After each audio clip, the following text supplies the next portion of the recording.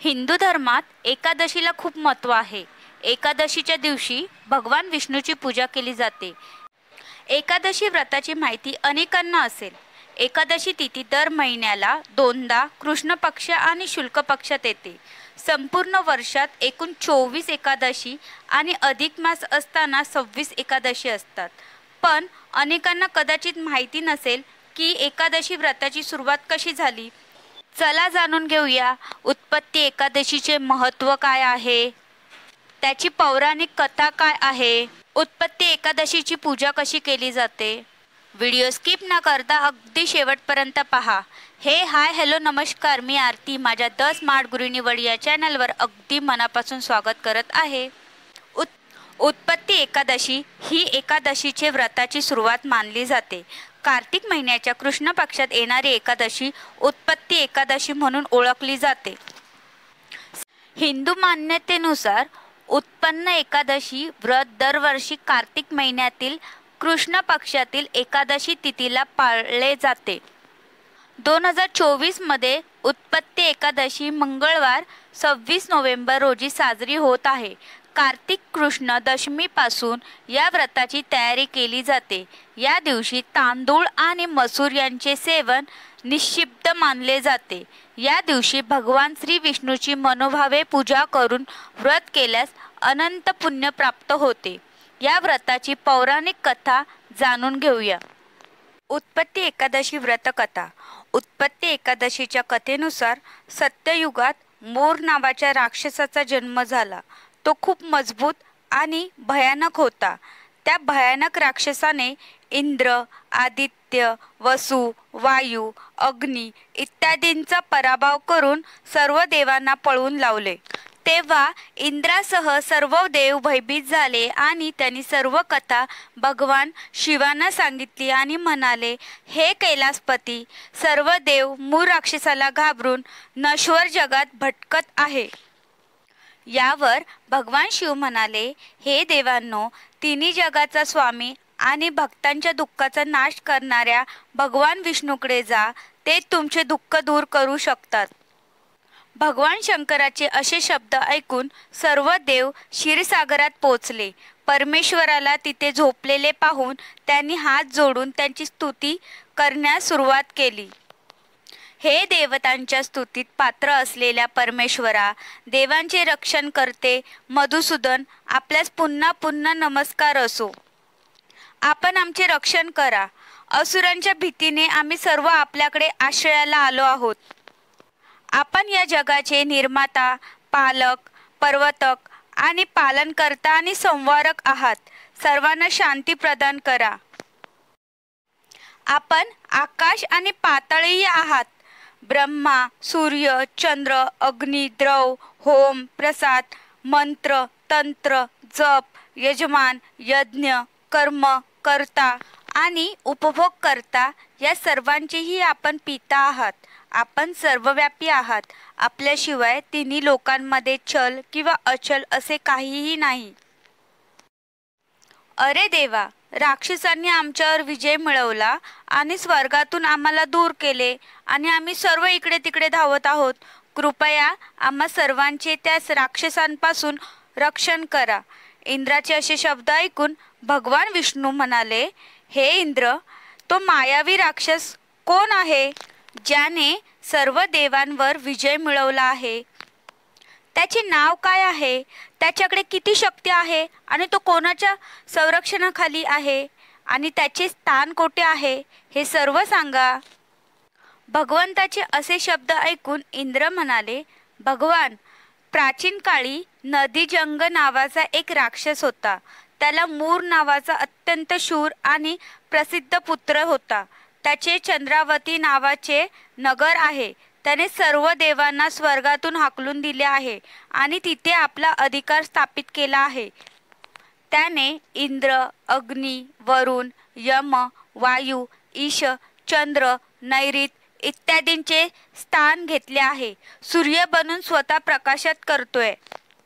तो स्वतः मेघ बनला आहे आणि अजिंक्य आहे. त्या दृष्टाचा वध करून देवांना अजिंक्य बनवा. हे शब्द ऐकून देव म्हणाले, हे देवा, मी लवकरच त्याचा वध करीन. तुम्ही चंद्रावती नगरीत जा. असे म्हणत प्रभूसह सर्व देव चंद्रावती नगरीच्या दिशेने निघाले. त्यावेळी मूळ राक्षस आपल्या सैन्यासह रणांगणात गर्जना करत होता. त्याची भयंकर गर्जना ऐकून सर्व देव भयभीत होऊन सर्व दिशांना धावू लागले. जेव्हा देव स्वतः रणांगणावर आले तेव्हा असुर शस्त्रे आणि चिलखत घेऊन त्यांच्या बाजूला धावला. देवाने त्याला सापाप्रमाणे बाणांनी भोसकले. अनेक राक्षस मारले गेले. फक्त मूर उरला होता. तो अखंडपणे देवाशी लढत राहिला. प्रभूने कितीही तीक्ष्ण बाण मारला तो त्यांच्यासाठी फुलच ठरेल. त्याचे शरीर छिन्न विछिन्न झाले होते, पण तो लढत राहिला. दोघांमध्ये कुस्तीही रंगली होती. त्यांचे युद्ध 10,000 वर्ष चालू राहिले, परंतु मूरचा पराभव झाला नाही. थकून भगवान बद्रिकाश्रमाला गेले. हेमवती नावाची एक सुंदर गुहा होती. भगवान विसाव्यासाठी आत गेले. ती गुहा 12 योजना लांब होती आणि तिला एकच दरवाजा होता. भगवान विष्णू योगनिद्राच्या मांडीवर झोपले. मूर देखील मागे गेला आणि भगवंतांना झोपलेले पाहून मारण्यास तयार झाला. तेव्हा भगवंताच्या शरीरातून एक तेजस्वी देवी प्रकट झाली. देवीने मूळ राक्षसाला आव्हान दिले, त्याच्यासोबत युद्ध कर आणि त्याला त्वरित मारले. तेव्हा श्रीहरी योगनिद्राच्या कुशीतून जागे झाले. तेव्हा सर्व काही जाणून घेतल्यावर त्यांनी देवीला सांगितले की तुमचा जन्म एकादशीच्या दिवशी झाला आहे, म्हणून आपली उत्पत्ती किंवा उत्पन्न एकादशी या नावाने पूजा केली जाईल. जे माझे भक्त असतील ते तुझे भक्त असतील. या एकादशी व्रताला खूप महिमा आहे. भगवान विष्णूंनी एकादशीला असा वर दिला की प्रत्येक महिन्याच्या एकादशीला जो कोणी उपवास करेल त्याच्या सर्व पापांचा नाश होईल, त्याला विष्णू लोकात स्थान मिळेल. एकादशीचे व्रत करणाऱ्यांच्या सर्व समस्याचे निराकरण होईल असे वरदान श्री विष्णूंनी दिले. तेव्हापासून एकादशी व्रताचरणात प्रारंभ झाला अशी मान्यता आहे. सर्व एकादशींप्रमाणे उत्पत्ती एकादशी ही देखील भगवान विष्णूच्या उपासनेसाठी समर्पित आहे. पण उत्पत्ती एकादशीमध्ये भगवान विष्णूच्या शरीरातून जन्मलेल्या एकादशीलाही महत्त्व आहे. याच कारणामुळे या एकादशीला भगवान विष्णूसोबत देवीचीही पूजा केली जाते. धार्मिक आख्यायेनुसार देवी एकादशीने कार्तिक कृष्ण पक्षाच्या एकादशी तिथीला भगवान विष्णूच्या अंशातून जन्म घेतला. मुरा या राक्षसापासून भगवान विष्णूचे संरक्षण केले. तेव्हा भगवान विष्णू प्रसन्न झाले आणि त्यांनी देवीचे नाव एकादशी ठेवले. वरदानही दिले की जे देवी एकादशीची पूजा व्रत करतात त्यांना सुख आणि सौभाग्य प्राप्त होते. तेव्हापासून एकादशीचे व्रत पाळले जाते. कार्तिक महिन्याच्या कृष्ण पक्ष एकादशीच्या दिवशी उत्पत्ती एकादशीचे व्रत केले जाते. या दिवशी भगवान विष्णूचे भक्त उपवास करतात आणि विधीपूर्वक पूजा करतात. एकादशीचे व्रत अत्यंत महत्त्वाचे मानले जाते. या व्रताच्या दिवशी काही गोष्टी केल्याने भगवान विष्णू आपल्या भक्तांवर प्रसन्न होतात. चातुर्मास संपल्यानंतर येणारी ही पहिलीच एकादशी आहे. भगवान विष्णू यावेळी संपूर्ण सृष्टीचा कारभार आपल्या हातात घेतात. उत्पत्ती एकादशीला करा या गोष्टी. उत्पत्ती एकादशीच्या दिवशी भगवान नारायणासमोर दिवा लावला आणि फूल अर्पण करा. तसेच ओम नमो भगवते वासुदेवाय या मंत्राचा जप करा. उत्पत्ती एकादशीच्या दिवशी तुळशीच्या रोपाला जल अर्पण करून दिवा लावावा. तसेच तुळशीच्या मातेला फुले व मिठाई अर्पण करा. उत्पत्ती एकादशीच्या दिवशी गरजूंना अन्न, कपडे किंवा पैसे दान करा. त्यामुळे कुटुंबात सुख समृद्धी नांदते. उत्पत्ती एकादशीच्या दिवशी शालिग्रामला गंगाजलाने स्नान करावे. तसेच संध्याकाळी पिवळे वस्त्र अर्पण करून लक्ष्मीनारायणची पूजा करावी. उत्पत्ती एकादशीच्या दिवशी आंघोळीच्या पाण्यात चिमूटभर हळद मिसळून आंघोळ करावी. तसेच या दिवशी पिवळे कपडे घालावेत. त्यामुळे विष्णूचा आशीर्वाद प्राप्त होते. आळंदी हे महाराष्ट्र राज्यातील पुणे जिल्ह्यातील एक गाव आहे. महाराष्ट्रातील प्रसिद्ध संत संत ज्ञानेश्वर यांचे आळंदी हे समाधी स्थान आहे. ऐतिहासिक आणि धार्मिक महत्त्व काय आहे? संत ज्ञानेश्वरांनी आपल्या जीवनातील काही काळ तेथे व्यतीत केला. या आळंदी गावाला देवाची आळंदी असे म्हणतात, कारण चोराची आळंदी आणि म्हातोबाची आळंदी या नावाने आणखी गावे पुणे जिल्ह्यातील हवेली तालुक्यात आहे. ही देवाची आळंदी पुण्यापासून 25 किलोमीटरवर आहे.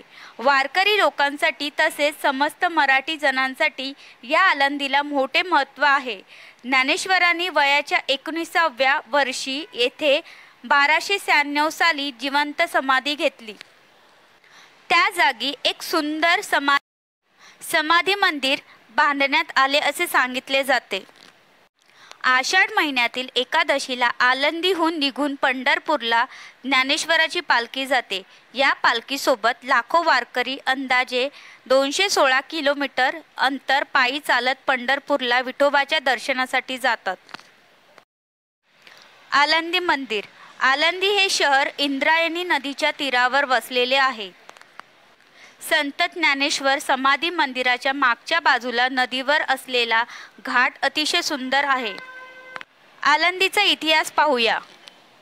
चांगदेव नावाचे एक श्रेष्ठ योगी ज्ञानेश्वर महाराजांना भेटायला वाघावर बसून आले होते. त्यावेळी ज्ञानेश्वर आपल्या भावंडासमवेत एका भिंतीवर बसून ऊस खात होते. चांगदेवाची भेट घेण्यासाठी ज्ञानेश्वरांनी त्या भिंतीलाच चालवत नेले अशी आख्यायिका आहे. ती भिंत आळंदीला आहे. नंबर 2, आळंदी हे तीर्थक्षेत्र आहे. अशा या आळंदी क्षेत्रात आजचे महत्त्व अनन्यसाधारण आहे. कारण साक्षात श्री पांडुरंगानेच स्वमुखे नामदेवरायांना सांगितले आहे की कार्तिक शुद्ध एकादशी माझी तर कृष्ण एकादशी ज्ञानोबाची. आम्ही कार्तिकात या एकादशीला कायम आमच्या लाडक्या ज्ञानोबाच्या सोबतच राहू. श्री भगवंताचे हे अलौकिक माऊली प्रेम पाहून श्री नामदेवराय हर्ष प्रफुल्लित होऊन धन्यदार काढतात.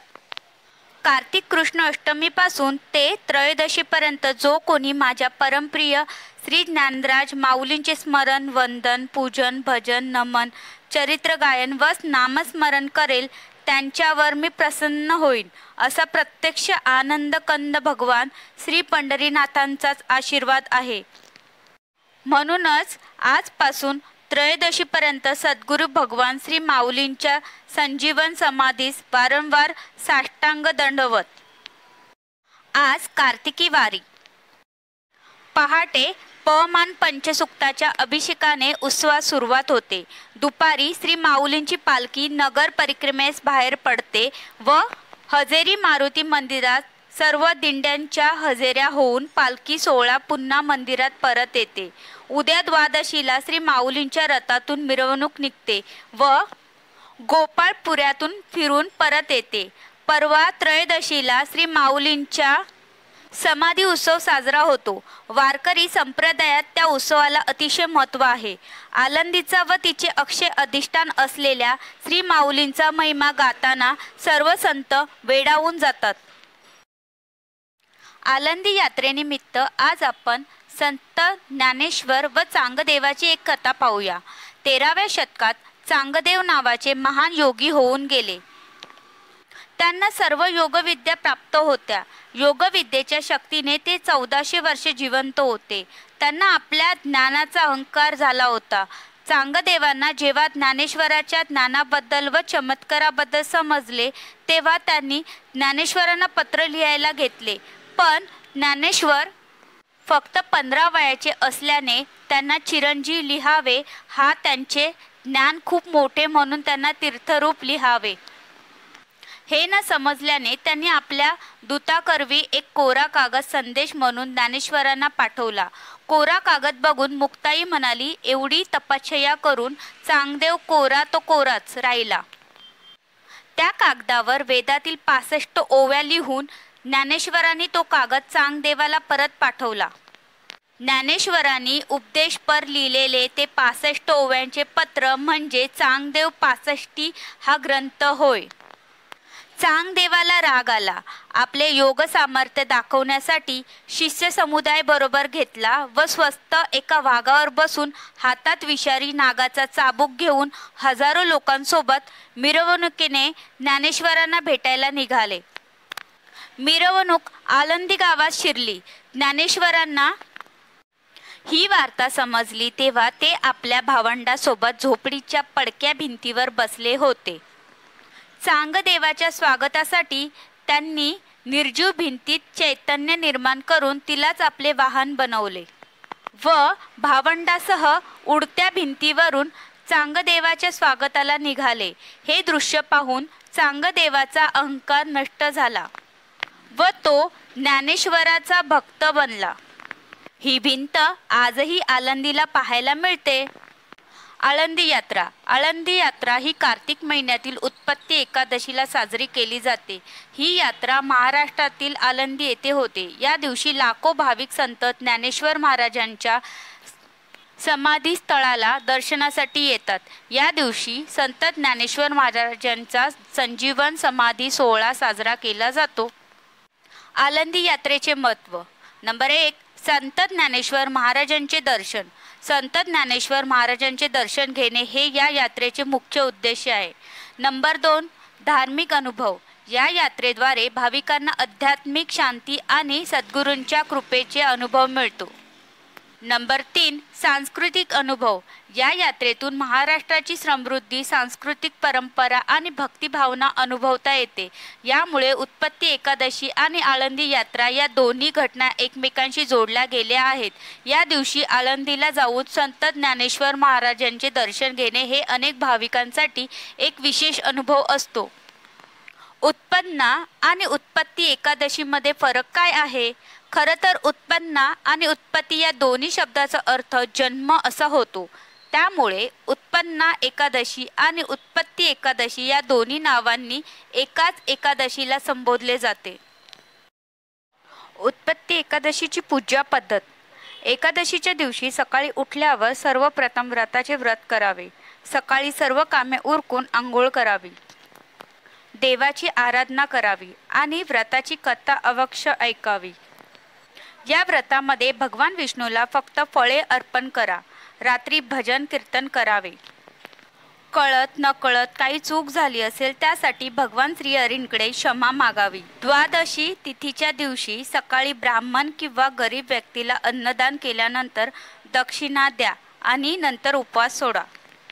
उत्पत्ती एकादशीच्या दिवशी ह्या चुका करू नका. नंबर 1. उत्पत्ती एकादशीच्या दिवशी उपद्रवी भोजन आणि वर्तनापासून दूर राहावे. नंबर 2. उत्पत्ती एकादशीच्या दिवशी हळद मिसळलेल्या पानातच अर्ध्य द्यावे. अर्ध्यात रोली किंवा दूध वापरू नये. नंबर 3. आरोग्य चांगले नसेल तर उपवास करू नका, फक्त प्रक्रियांचे पालन करा. नंबर 4. उत्पत्ती एकादशीच्या दिवशी मिठाई अर्पण करा. या दिवशी फळं देऊ नका. व्हिडिओ आवडल्यास लाईक करा आणि अशा बऱ्याच माहितीसाठी द स्मार्ट गृहिणीवळ या चॅनलला लाईक करा, चॅनलला सबस्क्राईब करा आणि नोटिफिकेशनसाठी बेल आयकॉनवर क्लिक करा आणि व्हिडिओ शेअर करा. धन्यवाद.